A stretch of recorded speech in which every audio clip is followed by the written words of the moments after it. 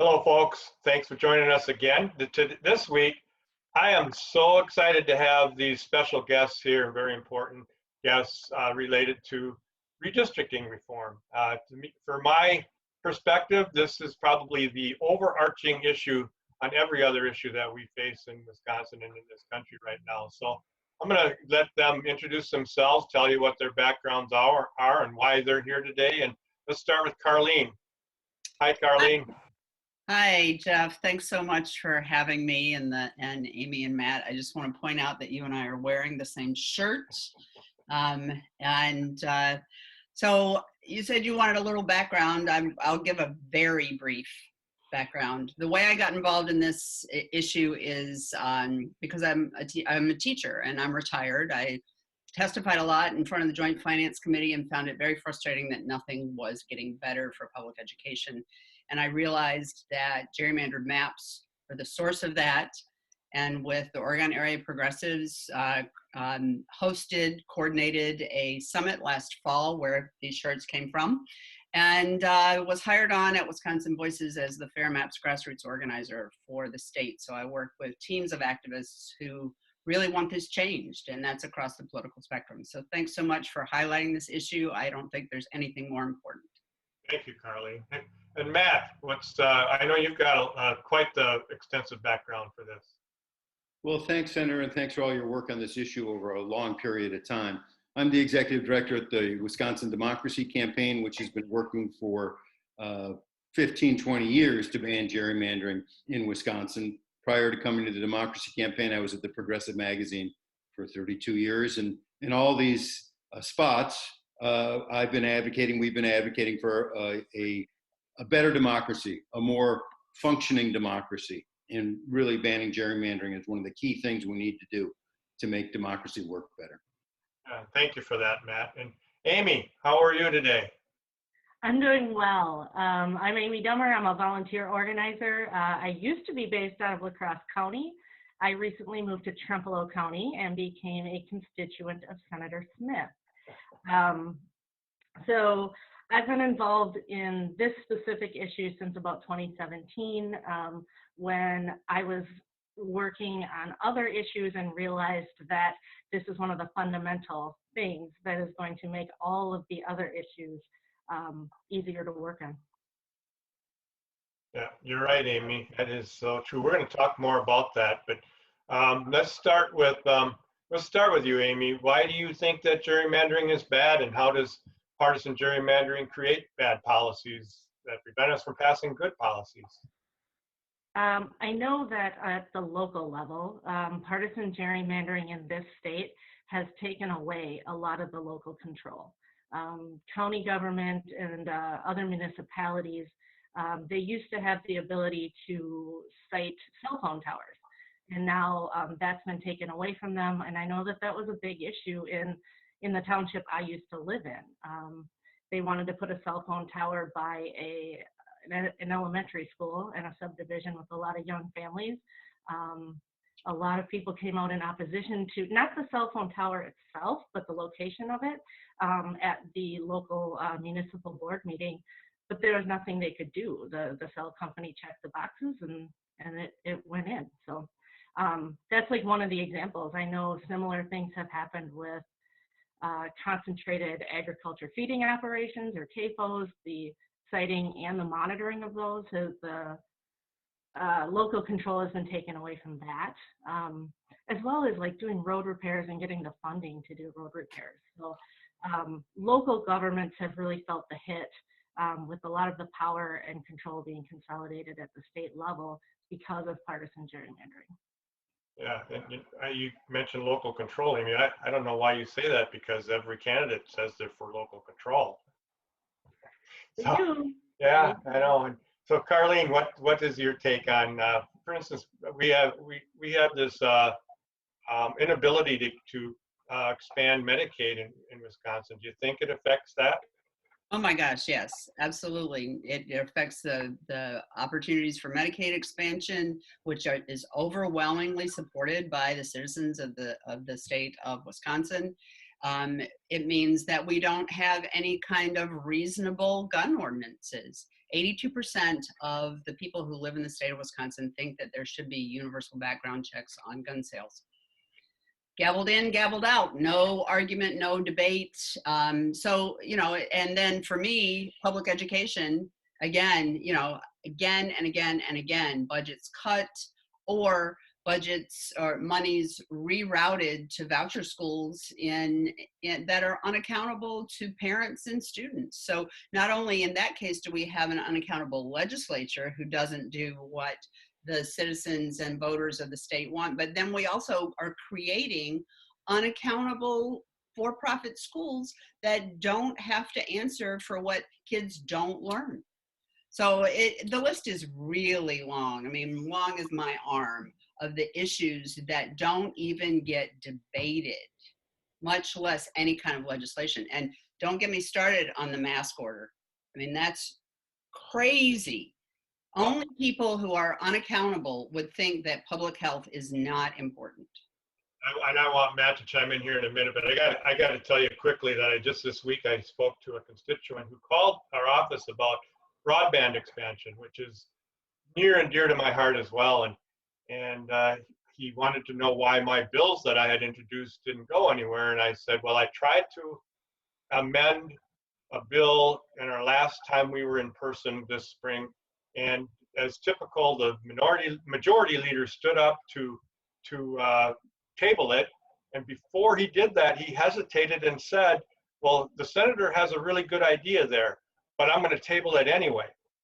And I totally, and it really hit him hard right there that he understood that, wow, gerrymandering has got to go because there are no consequences for that sort of action. So that's my story, latest one anyway. So Matt, what do you have to add to that?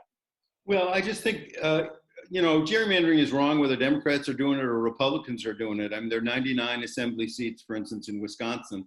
And if Democrats could cram Republicans into, you know, 5 of those 99 districts and then control the other, you know, 94, would that be okay? I mean, according to the U.S. Supreme Court, that's okay. But I think all reasonable people in Wisconsin would say, you know, that is just total manipulation and rigging. And so essentially that's why we're against gerrymandering, because it takes the representativeness out of government. I mean, we fought a revolutionary war for equal representation and fair representation a couple hundred years ago, and gerrymandering is taking that away. And you've mentioned Medicaid expansion, Carlene did. You know, there's also medical marijuana. I mean, 81 or 83% of the public. So all these issues we're talking about have more than 80% support, and they're not getting done. They're not getting done because the districts are gerrymandered. Yeah, so we talk often, and Matt, you want to start us off with this. We talk a lot, in fact, we talk a lot about the Iowa model, and that is what the bill that we've introduced in the past that I've supported, and I'm going to introduce again in the next session, patterns itself after. Could you explain what the Iowa model does for redistricting? Yeah, I mean, the great thing about the Iowa model is we don't need to reinvent the wheel here in Wisconsin. Iowa invented the wheel 40 years ago. It's called the Iowa model. They don't have a patent on it, so we can just steal that idea and put it into place here. The Iowa model requires that the elected officials aren't the people drawing the maps. The people who are drawing the maps are career civil servants, like in our legislative reference bureau, who draw the maps with specific criteria set out into the law that says you can't draw maps favoring one party or another or one candidate or another, and actually forbids the civil servants from using poll data, demographic poll data, or the results in previous elections when they're drawing the maps. For instance, if they know that a district in, you know, the Isthmus of Madison is 90% Democratic, they can't, you know, say, well, we're going to shove some of those Democrats into a district nearby that isn't so Democratic, so we can push that district and make it more Democratic. They can't use that data. And once you forbid them from using that data, it's really hard to rig a map. That's really important for people to know. Thanks, Matt. Well, so Carlene and Amy, I think you're going to be able to really tell us more about what the momentum is in the state of Wisconsin towards moving towards that model. Carlene, can we start with you, and you can tell us where we're at in that regard? Sure. So right now, this is a moving number. So today, I think the number is 53 counties. Is that correct, Matt and Amy? 53 counties have supported, county boards have supported a resolution asking the legislature to create a nonpartisan process. 17 counties, the voters have passed overwhelmingly referendums, advisory referendums for creating a nonpartisan redistricting process like the Iowa model. And they're currently for the fall, and this is really the biggest moving number, there are currently 10 referendums on the ballot for the fall in counties all over the state, conservative counties, liberal counties, blue counties, red counties, purple counties. And there are several groups that are working to get more. August 25th is the deadline to have the fall ballot solidified. And I believe that there may also be, there are 2 municipalities that I'm certain of, Barron, the city of Barron and the city of Racine, and a couple more, I think, up in the Oneida, Vilas County area where there are cities that have referendum. But as I said, these are moving numbers right now because there are groups that are working on them. And I'm sure Amy can tell you a lot more about what that process is like. So I've been working with Fair Maps teams like the ones that Amy has been a part of to get county board members on board and to educate voters and citizenry about what this issue is. And it's not unusual to get over 70% favor redistricting reform, is there? Yeah, I think it's really worth noting that Lincoln County, which is a pretty conservative county, has the lowest, and it was 65%. Every other county has passed these referendum when voters get the opportunity by greater than 70%, and in Rock County it was greater than 80%. So this is clearly something that crosses over partisan lines because there's not any districts in our state, no matter how or counties, I should say. There are districts, but not counties that have that kind of overwhelming party loyalty in one way or the other. Yeah, Amy, what are you experiencing out there as you're organizing around this? So I'm a big numbers person, and I know not everybody is, but so after I've personally volunteered with 4 different county referenda in the spring of 2019, La Crosse and Vernon counties, and then in the spring of 2020 with Monroe and Trempealeau counties. And afterward, I usually try to dig into the numbers from the Wisconsin Election Commission website. They have some really good spreadsheets if you're a spreadsheet person. And I'm going to highlight Monroe County here. It's very similar to what we're seeing in a lot of areas. But so from the spring 2020 election, which was the presidential primary, in Monroe County, it was about 50% of people who voted for a Republican in the presidential primary and 50% of the people who voted for a Democrat in the presidential primary. But the referendum on nonpartisan redistricting passed by 75% of the vote. So that shows you that this is a nonpartisan issue. I mean, people are seeing that we shouldn't be giving power to either the Democrats or the Republicans. The power needs to be with us and the people. And that's the thing that we're hearing from a lot of constituents, not Senator Smith, but other people, in that they'll call up, or they'll show, well, not now during COVID, no one's showing up at anybody's offices, but, calling up, emailing, doing virtual town halls to talk to their elected officials. And, a lot of times they're just met with a stone wall. And people are sick of it. They want their voice back. And we're supposed to have in this small d democracy, one person, one vote. And that's what we want back. So another thing that I think is showing that the momentum is building is when I started volunteering with this in 2017, we were told that polling showed that people didn't know what redistricting was or what gerrymandering was, and we were supposed to use the term fair maps. And so we did.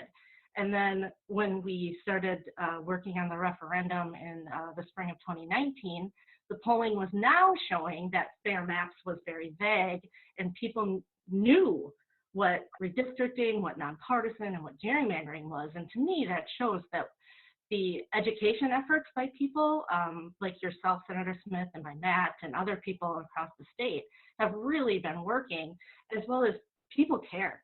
You know, people are seeing the dysfunction in the government, and they are now seeing that it's in this state because of partisan gerrymandering, and they're getting involved. People are really stepping up and getting involved. You know, that's a good point, Amy. I'm just going to quick add on to that is that over the years that I've been campaigning for myself to be elected, it's starting in 2004, you could not, if you said gerrymandering to somebody or talked about something like that, they just went blank. They had no idea. They didn't. It didn't make any sense. It didn't matter to them. They just. But yet at the same time, they would complain that their vote didn't count. So it was only after. It's only been in the last 2 cycles, I think, if that, maybe even the last cycle. But I think the last 2 cycles when it has become something that people will actually bring up to me without me having to prop them into it. So I really do believe there's momentum. And so Matt, what do you think has been happening on the level of the legislature and the governor, and what has been as far as efforts being done to advise the legislature and the governor to ban this map manipulation? Well, the governor's been very good on this, and I commend his leadership on it. He put into his budget proposal that we should have a nonpartisan redistricting, and of course the Republicans took that out. And now he has the People's Maps Commission, which he appointed 5 judges to pick 9 citizen members. The People's Maps Commission is a good additional public education effort, but people shouldn't be confused. The People's Maps Commission doesn't have the ability, doesn't have the authority, doesn't have the power to implement fair maps. They're going to draw maps that they believe are fair, and I guarantee you they're going to be more fair than the rigged ones that are likely to come out of the Republicans, but they can't implement that. Still, the legislature's got to do it. And so they're going to hold hearings, though, in every congressional district in Wisconsin. There'll be more public education on this issue, I think greater awareness, which is all to the good. Legislatively, I mean, there have been bills that you've been sponsoring and other legislators have been sponsoring on the Democratic side in session after session. Usually they only got one Republican co-sponsor. Last time we got 5 Republican co-sponsors. And I understand that the speaker wasn't happy that there were that many. I also understand that there are several Republicans that would like to add their names to it. So I think the pressure is building from below, and gradually, eventually, and then I think it's like 2 to 4 years away, we're going to build so much pressure. This whole map that Carlene's got behind her is going to be entirely purple, and the pressure is going to be insurmountable for anyone who wants to run for office or stay in office, because if they decide that they're not for banning gerrymandering, people are going to take it out on them at the polls, and that's the language they understand. Yeah, well, just this morning in the Eau Claire Leader Telegram, they ran the 3 candidates running for the 29th Assembly, 3 Republicans running in the primary for the 29th Assembly District. And there was one of the 3 who said, yes, he really thinks that's the right idea. We need to make that change. He was the only one of the 3 who answered. The other 2 took the typical, that we shouldn't have an unelected body do this sort of thing, all the usual language that we hear. But I wanted to get that out there. There was one candidate of those 3 who supported that. I can't say I would support everything else he had in his answers, but that was the important one, because I would love to debate the taxes and all of those other things on a level, a scale that we all can understand, and we know that we're not all correct about. And let's have a real proper debate, but we can't do that until we have this fair maps. So all that said, I needed to, and I'm going to add to, there are rumors out there, and maybe Carlene and Amy want to talk about that too, is that Voss is looking at ways to take the governor out of the picture once this all happens. And I want to think it's clear, and I think, Matt, I'm glad you said this, that the 5 judges are selecting the 9 citizens to be on that commission. Is it 3, Carlene? 3 judges? 3 judges. Mm-hmm. Yeah, it's not the governor picking the members of this commission, though, and I think that is something that we need to make clear to people too. So when that happens, people aren't going to start saying it's just the governor's map, and it's not. So anyway, there are rumors out there, and like a resolution instead of a bill, and other things they want, and taking it to the Supreme Court instead of to the normal process of going to the federal district courts. And what do you think about that, Carlene? Well, I think that number one, that would really be an enormous slap in the face to the voters of the state of Wisconsin. It would be such clear obfuscation of their duty as elected officials, and it would really mean ignoring the state constitution. And I want to think that they wouldn't stoop to those kind of levels. Do I trust that they won't? Absolutely not. And so I think that that's one of the reasons why it's really, really, really important that this question gets asked again and again and again of candidates and of incumbent legislators, where they stand on this, because we need to know that whether you're a Democrat or a Republican, that you are not going to just ignore the people of the state just to appease the leadership or your donors. It's inherently wrong. And so again, I want to think that they wouldn't do that, but oh my gosh, I don't have that kind of confidence. So there are a couple of different things that have been talked about. One is a joint resolution that would bypass the governor, much like Act 10 was passed. And then the other is to win a supermajority that would override a veto. And then the third thing is this rules change that Wisconsin Institute for Law and Liberty is trying to make sure that any kind of maps, if they're litigated, go directly to the Wisconsin Supreme Court. And Matt has written about this pretty extensively. I wanted to just go back to something you said before, because I don't want to miss the opportunity. We have on our Fair Maps Coalition website a pledge for candidates and legislators. And I know that Common Cause has been doing this for a long time, but theirs ended at the end of the legislative session. And we want people to have something where they can absolutely know where candidates and legislators stand. So that went live yesterday. And I will make sure that you get the link for it, because incumbent candidate legislators who are running for a re-election, and sitting legislators like yourself who are not running in this cycle, can all sign that. And the turnaround for those to be posted is 24 hours. So at the end of every day, we're getting all of those up online. So just, and it's not an endorsement, but you get a little emblem that you can put on your Facebook or whatever else that says you are a pledged Fair Maps supporter or nonpartisan redistricting supporter. And I think that those things are really important for voters to know, and to know going into the election on Tuesday. Like this fellow that you said is a Republican who's in support. Yay. Maybe that'll be number 6. Yeah, that's right. So Amy, let's wrap it up with what citizens can do. And I think you probably have even a best grasp of all of what citizens can do, and what community outreach and public education opportunities that might be available out there for everybody. Definitely. One of the biggest things, honestly, is just talking to each other about it. Talk to your neighbors, talk to your family, ask questions. People have a lot of knowledge, and you can learn a lot of things by listening to each other. And also, if you have someone that doesn't know what what partisan means, what gerrymandering is. You can talk to them about it. And I do want to let people know that the Wisconsin Democracy Campaign has a really good toolkit on their website that can tell you about writing letters to the editor, letters to the editor. Sorry, I'm getting a little ahead of myself. How to do a county resolution, how to do a county referendum.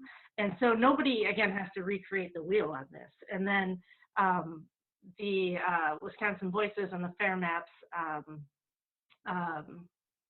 Coalition have groups around the state per district that work on this. And so again, you don't have to go it alone. You can get a hold of Carlene or Senator Smith or myself, or reach out to the Fair Elections Project and get connected into a network of people that are already working on this.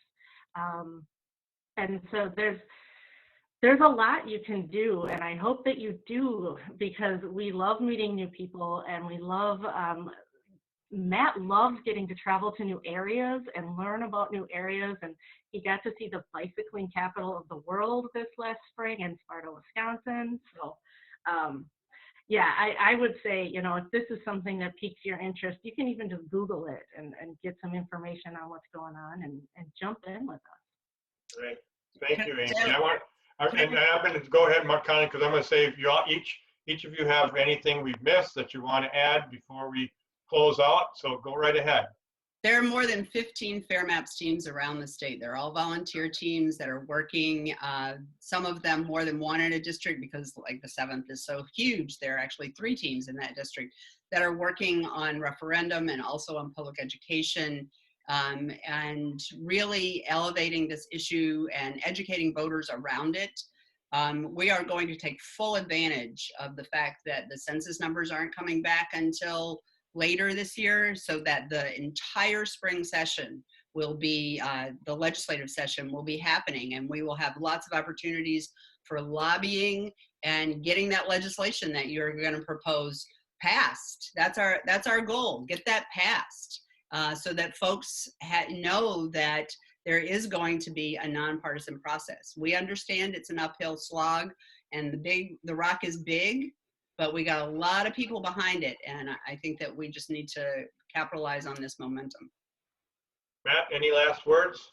Yeah, this is a very exciting grassroots mass movement here in Wisconsin for a better democracy, and I just encourage everyone to join it and participate, and let's make this happen. This is a crucial reform.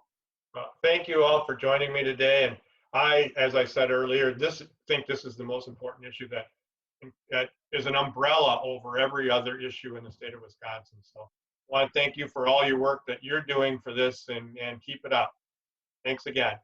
Thank you, Jeff. Thank you, Senator, for your leadership.